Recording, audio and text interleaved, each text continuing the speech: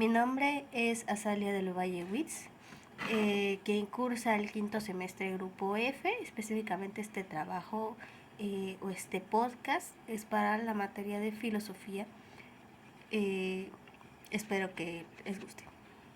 Hola, muy buenos días, tardes, noches. El día de hoy vamos a hablar, no vamos a reflexionar, vamos a filosofar sobre diferentes cuestiones sobre la existencia del ser humano. En este espacio donde exploramos las grandes preguntas que nos definen como seres humanos, desde la filosofía, la psicología, la cultura, ¿no? Vamos a explorar ciertos aspectos, ¿no? Que incluso podemos comparar o conectar con nuestras experiencias cotidianas. Hoy vamos a tener un tiempecito lleno de profundidad y reflexión, en el que abordaremos temas que han sido fundamentales para la vida o para la historia, ¿no? Para los grandes pensadores. Vamos a hablar sobre el sentido de la vida, el ser del mexicano, sexo, amor y filosofía, el pesimismo, la esperanza, el miedo y la angustia. Y todos estos temas los vamos a ver desde diferentes puntos de vista de grandes pensadores y filósofos, donde podamos comparar cada uno, ¿no? Con nuestras experiencias cotidianas, como dijimos anteriormente, y pues con la manera en la que entendemos nuestra propia existencia. Así que, sin más preámbulos, vamos a comenzar en este mundo, este océano de reflexión filosófica. Vamos a iniciar con algo muy fundamental, algo muy... yo diría que es una pregunta demasiado personal, pero que a la vez no podríamos contestar. Esta es, ¿cuál es el sentido de la vida? Es una pregunta demasiado fundamental y es una pregunta que incluso ha inquietado a la humanidad desde tiempos inmemoriales. Y es que cuando nos enfrentamos a nuestra finitud, a nuestra condición de seres mortales, la necesidad de encontrar un propósito se convierte en una cuestión vital. Se vuelve algo necesario, saber por qué estamos acá, por qué nacimos, por qué existimos, por qué hay un proceso de crecer, multiplicarse, reproducirse, vaya. ¿Por qué? ¿Qué estamos haciendo acá? ¿No? Y desde la antigüedad, filósofos como Sócrates y Platón propusieron que el sentido de la vida estaba estrechamente vinculado a la búsqueda de la virtud y el conocimiento. El ser humano no se puede quedar sin saber qué onda con la vida, necesita saber por qué, ¿no? Y esta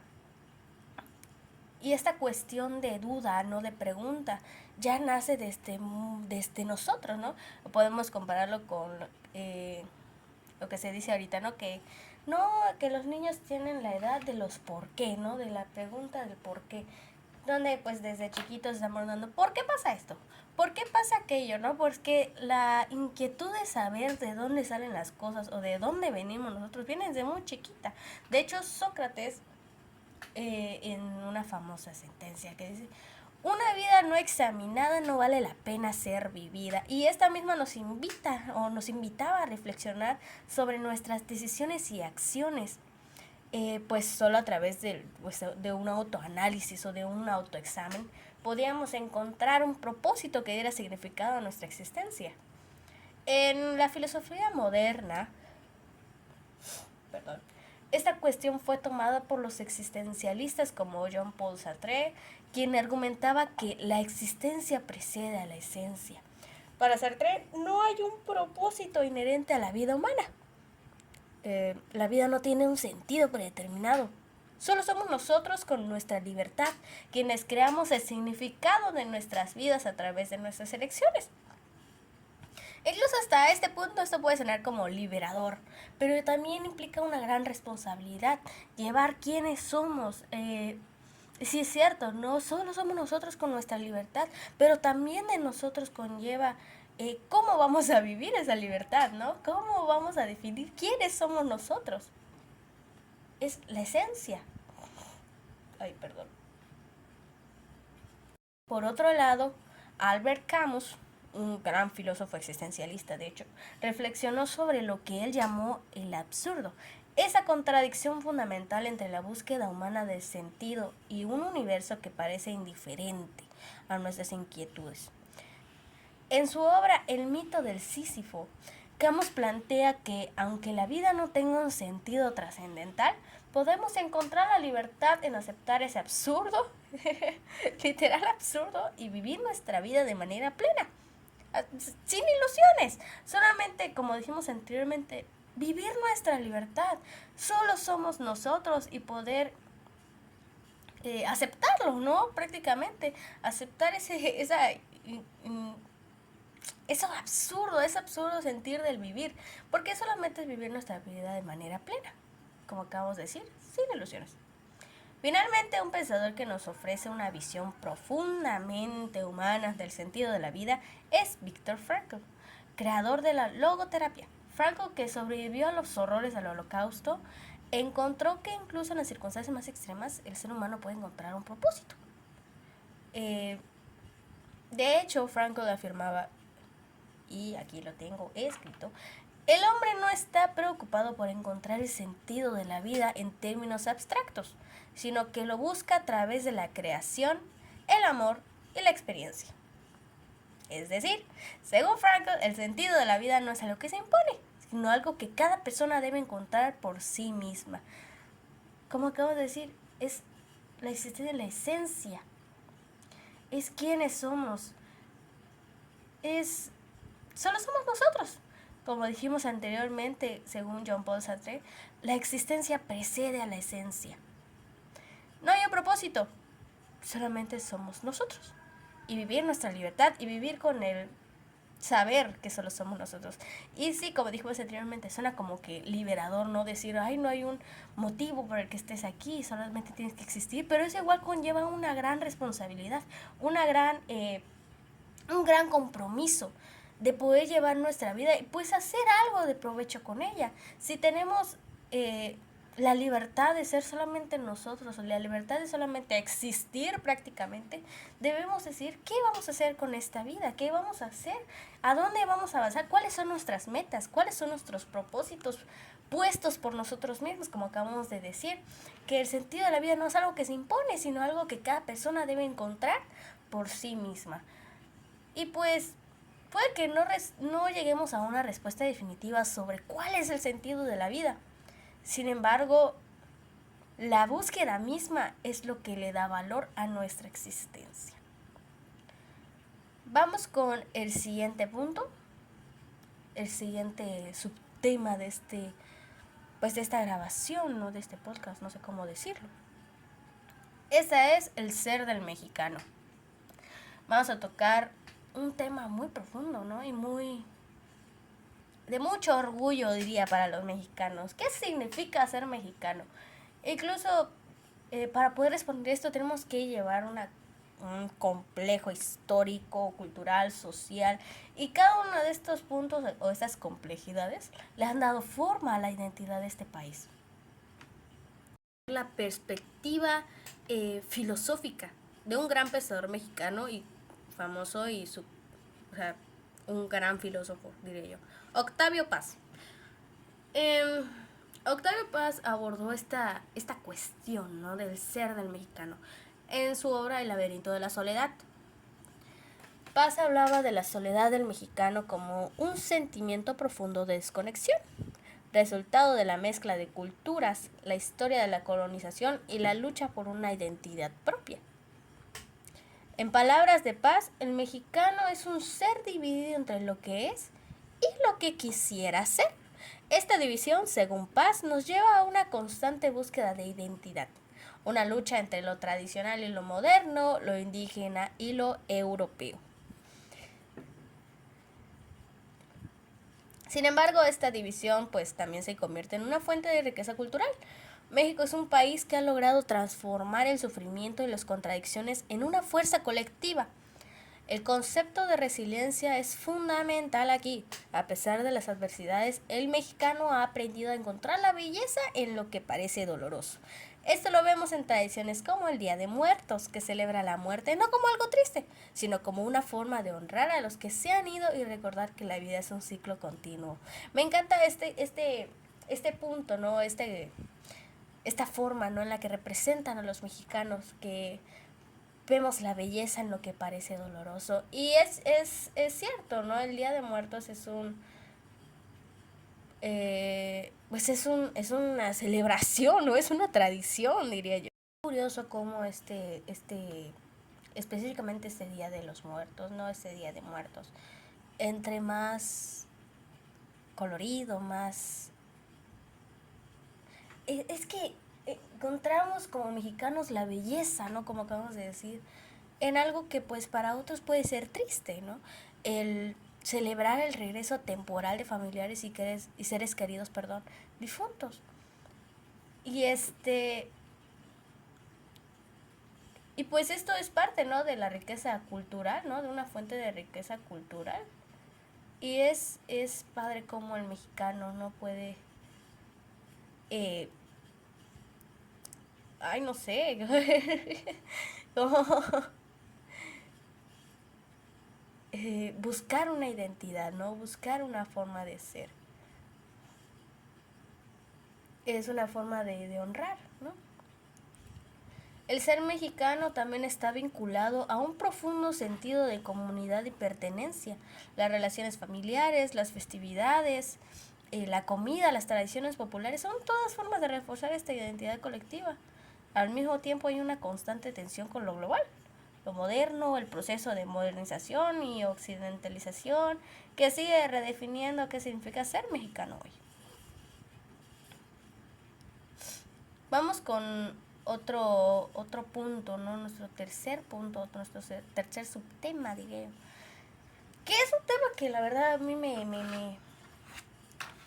gustó mucho. Me impactó también el contexto que le dan, pero es bastante filósofo, diría yo.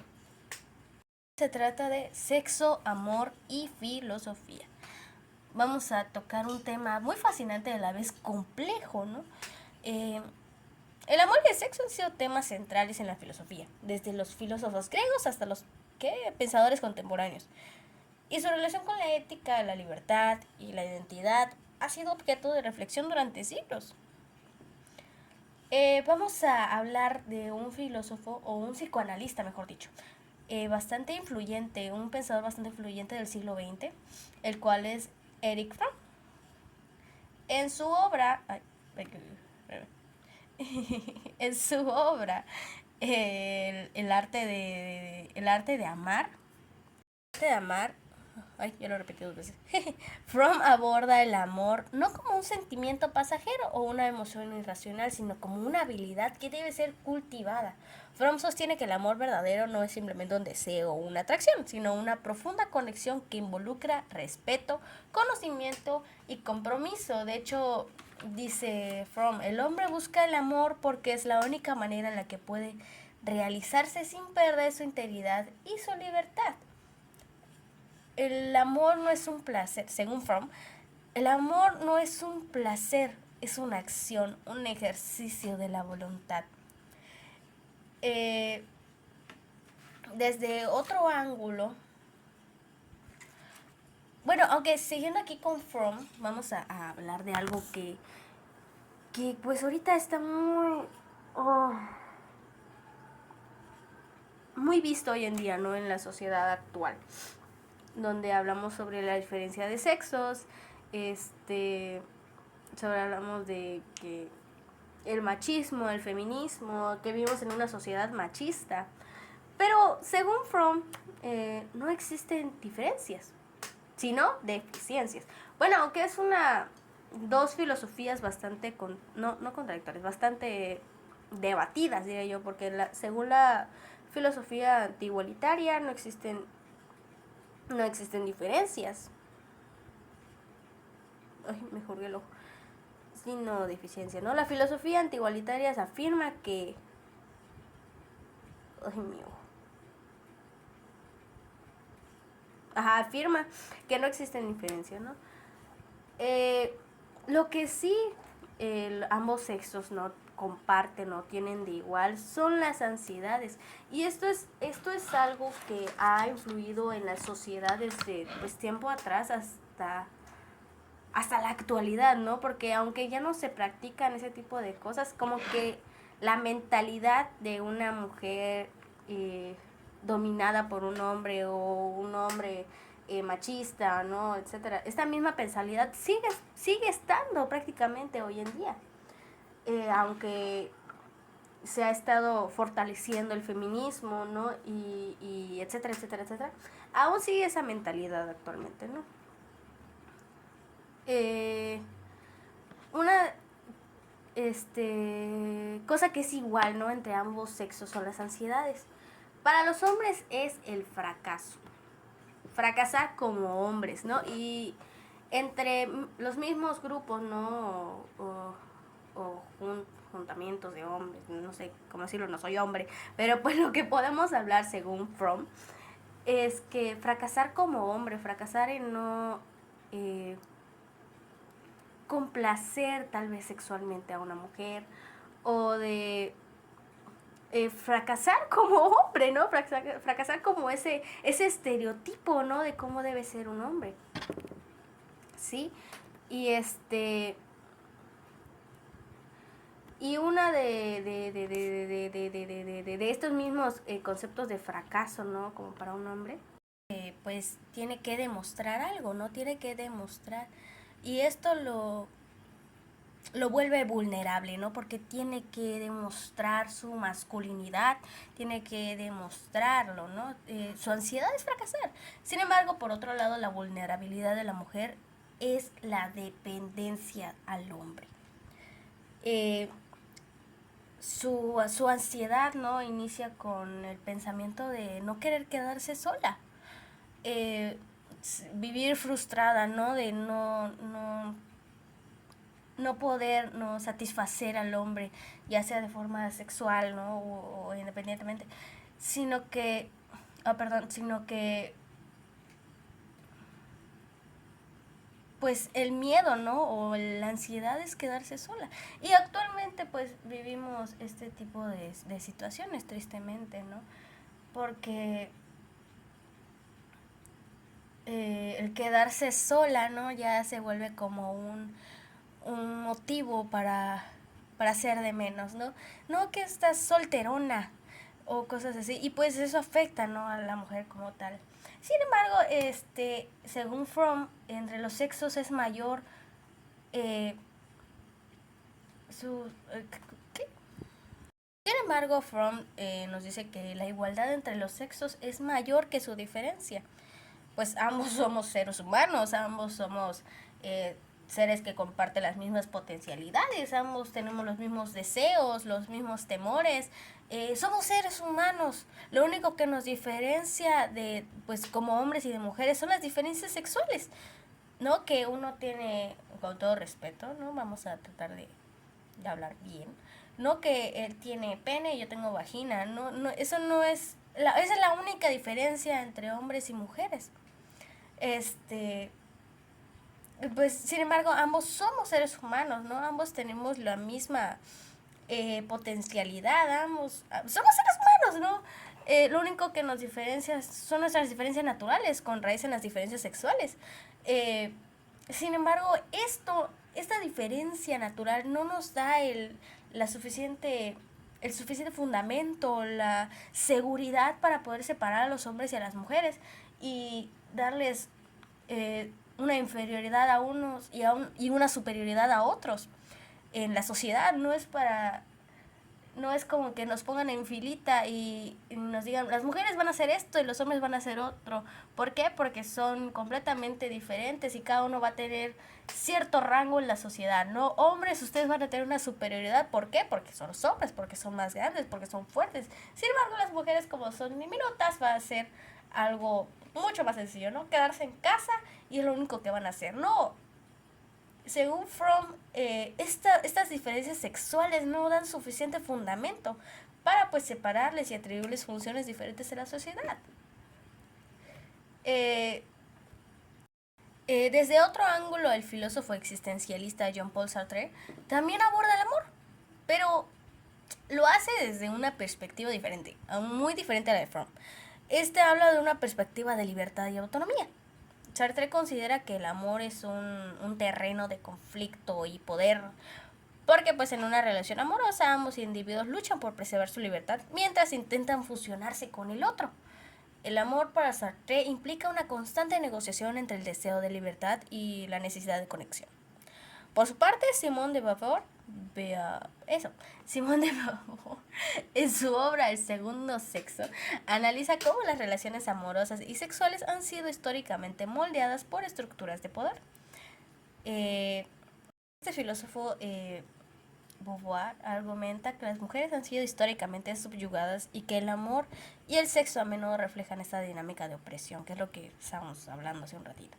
Para ella, el amor debe ser una relación de igualdad, donde ambos sujetos se conocen como libres e independientes. En cuanto al sexo, la filosofía contemporánea también se ha ocupado de cuestionar las normativas sociales que lo regulan. Según Michel Foucault, en su obra Historia de la Sexualidad, analiza cómo las sociedades han construido discursos sobre el sexo y la sexualidad. Este filósofo sostiene que la sexualidad ha sido un terreno de control social y que el acto sexual no es solo una cuestión privada, sino un lugar donde se manifiestan las relaciones de poder. Wow. Vamos a nuestro siguiente subtema, el cual es el pesimismo. El pesimismo filosófico, lejos de ser una actitud negativa, es una reflexión profunda sobre las limitaciones humanas. El sufrimiento y la naturaleza de la vida es toda una reflexión. Entonces, todo esto es filosofar. El filósofo alemán Arthur Schopenhauer es el principal exponente de esta corriente, de cual vamos a hablar justo ahora. Schopenhauer veía la vida como una constante, un motivo cíclico, como un constante ciclo de deseo insatisfecho, y de hecho sostenía que el sufrimiento era una parte inevitable de la vida o de nuestra existencia. Según Schopenhauer, la vida oscila como un péndulo entre el dolor y el aburrimiento. Así de cañón. Y de hecho, Schopenhauer era alguien muy pesimista y pues esto era lo que su mero mole, ¿no? Vamos a decirlo así. Según él, la voluntad humana, ese impulso constante hacia el deseo, la satisfacción, es la causa fundamental del sufrimiento. Pues no obstante, Schopenhauer también sugería que la renuncia a los deseos y el arte podían ofrecer un alivio temporal del sufrimiento. Vamos a ir por otro punto de vista, ¿no? Más allá de Schopenhauer, otros filósofos también han reflexionado, han filosofado sobre el pesimismo. Nietzsche, aunque conocido por su crítica a la moral tradicional, de hecho, también aborda la cuestión del sufrimiento y el sentido de la vida. Para Nietzsche, el pesimismo no debe llevarnos a la desesperación, sino a una afirmación de la vida, a abrazar nuestra condición humana y a superar los obstáculos mediante la voluntad de poder. Sí, y así. De ahí, bueno, de hecho esto de Schopenhauer va como que muy pesimista, diría, ¿no? Porque nos va enseñando que mientras más sabes, según unas frasecillas, ¿no? Mientras más sabes, más te das cuenta que no sabes nada, ¿no? Y esto mismo te da como que ese pesimismo de, no, pues, ¿para qué le intento, no? Si hay muchas cosas que yo no le sé, pero pues... Según Schopenhauer, mientras más sufres, más aprendes, e incluso a mayor velocidad. De ahí vamos con el siguiente subtema, el cual es la esperanza. Y pues vamos a usar, ¿no?, como base a uno de los pensadores que más reflexionó sobre la esperanza, un mexicano a mucho orgullo, Antonio Caso. Antonio Caso fue un filósofo y ensayista que veía la esperanza no como una ilusión, sino como un impulso esencial para la vida humana. En su obra La esperanza y el destino, Caso sostiene que la esperanza es una virtud activa que nos permite proyectar un futuro mejor, incluso en medio de la adversidad. De hecho, según él, la esperanza no es un simple deseo, sino una fuerza que nos moviliza a actuar y a transformar nuestra realidad. Y pues esto vamos a analizarlo con otros puntos de vista, ¿no? Vamos con otro filósofo que es Emmanuel Levinas, quien ha asociado la esperanza con la ética. De ahí vamos a enlazarnos, ¿no?, con algo que Antonio Caso hablaba, que era sobre la caridad, la cual Y pues la caridad es acción. Según este filósofo Antonio Caso, bueno, regresamos con Antonio Caso, ¿no? Ve y comete actos de caridad. Entonces, además de sabio, serás santo. La filosofía es imposible sin la caridad, pero la caridad es perfectamente posible sin la filosofía. Y estoy citando. ¿Por qué? Porque pues la primera es una idea, un pensamiento, no filosofar. Y la segunda es una acción, es una experiencia. Y esto se enlaza mucho, ¿no?, con lo que dice Manuel Levinas, ¿no?, que está asociando la esperanza con la ética. Él considera que la esperanza se encuentra en la responsabilidad hacia el otro, en la capacidad de abrirnos a la necesidad del prójimo. Y es curioso, ¿no?, cómo estas dos perspectivas se enlazan, ¿no? Dice Antonio Caso, ¿no?, al siglo del porfiriato y todo eso. Dice, tu siglo es egoísta y perverso. Ama, sin embargo, a los hombres de tu siglo que parecen no saber llamar, que solo obran por hambre y por codicia. El que no lo hace no lo sabrá nunca. Y el que no se arriesga a amar, el que no se arriesga a este sentimiento de amar, incluso a los que no saben, parecen que no saben amar. El arriesgarse a hacerlo, el que no se arriesga a hacerlo nunca conocerá la caridad. Y la esperanza entonces es una fuerza moral que nos impulsa a pensar más allá de nuestro propio bienestar. Esto está bastante filosófico, diría yo. Vamos con nuestro siguiente segmento, nuestro siguiente punto a tratar, el cual es el miedo. Miedo, que es nuestro siguiente tema, ¿no? El miedo es otra emoción humana profunda que ha sido ampliamente estudiada por filósofos como Miguel de Montaigne, quien lo abordó desde una perspectiva introspectiva, ¿no? Este filósofo quien nos vamos a usar como base, ¿no?, en este subtema, ¿no?, en este apartado. Montaigne, en sus ensayos, reflexiona sobre la naturaleza del miedo, cómo este puede dominar nuestras vidas. De hecho, según Montaigne, el miedo universal, el miedo que nos une a todos como seres humanos, es la muerte, que es uno de los miedos más universales. Pero también este puede ser un camino, ¿no?, hacia la sabiduría. Sostiene que el miedo puede ser un camino hacia la sabiduría. Volvemos con lo de que la muerte, ¿no?, es uno de los miedos más universales. Y pues en sí la vida no es otorgada como algo que no depende de nosotros. Esto según la tesis de Montaigne. Detenerse en sus aspectos negativos, como es la muerte, dolores, enfermedades, solo sirve para deprimirnos y llevarnos a una negación de la vida. La vida ya está, ¿no? Ya estamos viviéndola. No nos queda más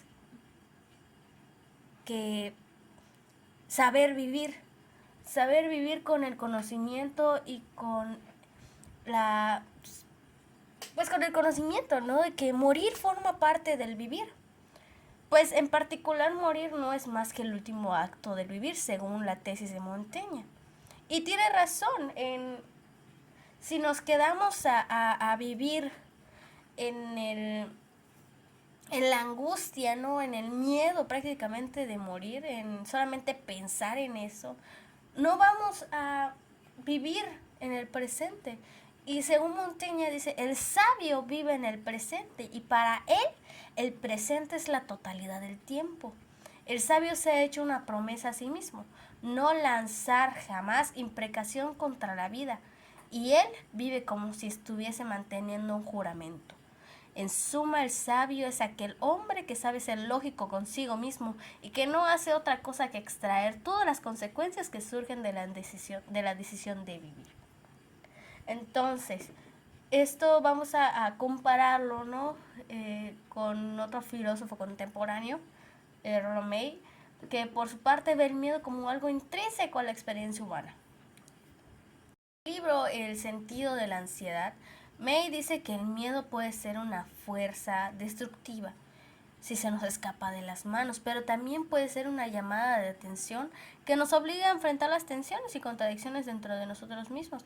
Si nosotros nos dejamos dominar por el miedo, va a ser un caos total.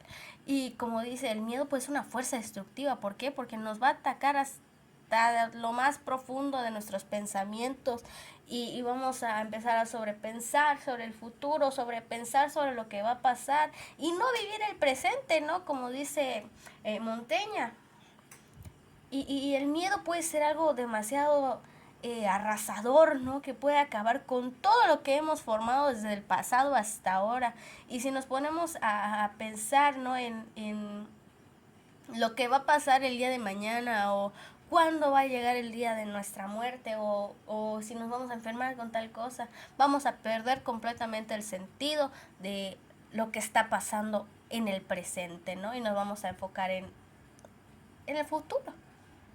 Cuando solamente tenemos que vivir con el saber que pues el morir solamente es el final del ciclo de la vida.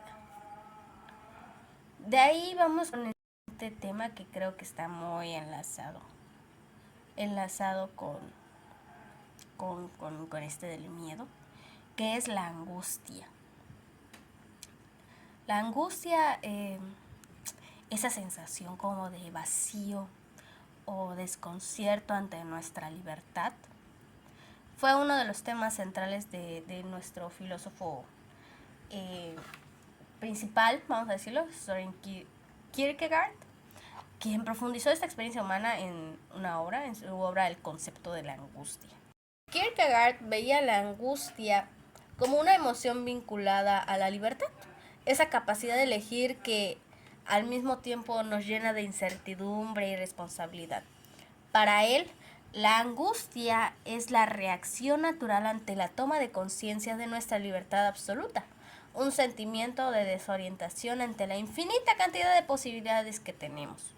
La angustia es el puro sentimiento de lo posible. La angustia es el sentido de lo que puede suceder y que puede ser mucho más terrible que la realidad, que es lo que estábamos hablando anteriormente. El pensar de lo que vaya a pasar en un futuro nos pierde completamente del presente y pues eso nos genera cierta ansiedad, ¿no? La realidad puede ser diferente si uno abandona la secuela de la posibilidad y aprovecha la experiencia de la angustia. Entonces dará otra explicación de la realidad e incluso cuando esta resulta muy pesada encima de uno, recordará que es mucho más ligera que la posibilidad. Según Kierkegaard, lo posible se corresponde con el futuro. Es el futuro de la libertad y el futuro para el tiempo es lo posible. De ahí vamos con otro punto de vista, ¿no? El filósofo Martin Heidegger, quien también trató la angustia, pero desde una perspectiva existencialista, ¿no? Para este filósofo, la angustia no es solo el temor ante la muerte, sino una manifestación de nuestro ser en el mundo, de nuestra existencia, de nuestro ser en el mundo. La angustia nos enfrenta a nuestra finitud, a la posibilidad de no ser y nos obliga a tomar conciencia de nuestra existencia. Hoy hemos explorado, ¿no? muchos temas, ¿no? Y pues a la vez muchos, y creo que la mayoría está muy entrelazado, ¿no? Entre otros, ¿no? Y pues esto ha sido uno de los temas más profundos que han ocupado a los filósofos a lo largo de la historia. Todos estos temas, ¿no? Del sentido de la vida, el amor, el pesimismo, la esperanza, el ser el mexicano, la angustia, el miedo. Cada uno de estos conceptos nos invita a mirar más allá de lo superficial y a cuestionar nuestra forma de vivir, de pensar y de ser. De hecho, nos invita a autoanalizarnos y saber, pues, qué bronca con nosotros, ¿no? ¿Qué estamos haciendo con nuestra vida? ¿Qué estamos haciendo con nuestros sentimientos? ¿Qué estamos haciendo con nuestras formas de ser? ¿Qué estamos haciendo con esta oportunidad de vivir que tenemos, ¿no? De todas maneras, muchas gracias por acompañarme en este recorrido filosófico. Eso sí, recuerda que las grandes preguntas no siempre tienen respuestas definitivas, pero el hecho de hacerlas nos acerca un poco más a la comprensión de nuestra propia existencia. Chao, chao.